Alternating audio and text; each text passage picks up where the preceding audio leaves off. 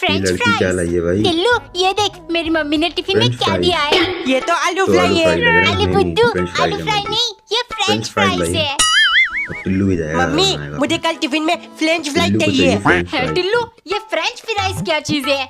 अरे आलू फ्राई बोल रहा इसको टिल्लू को है, अंग्रेजी में चाहिए फ्रेंच फ्रेंच फ्राइज कहते हैं। अंग्रेजों के चौचले पता नहीं कहाँ से सीखता है ये सब। बोला है टिम्मी, तो आज मैं भी फ्रेंच फ्राइज लेके आया हूँ। तो देख। आलू फ्राइज। टिल्लू ये बोला तो बात आलू बोला। फ्राई ही है। टिम्मी टिल्लू ज्यादा भाई, अंग्रेज मत फ्रेंच बन। फ्राइज तेरे चाहिए। आलू को फ्रेंच फ्राइज फ्राइज कर दो और जरा। मेरे आलू को आलू फ्राई। हट।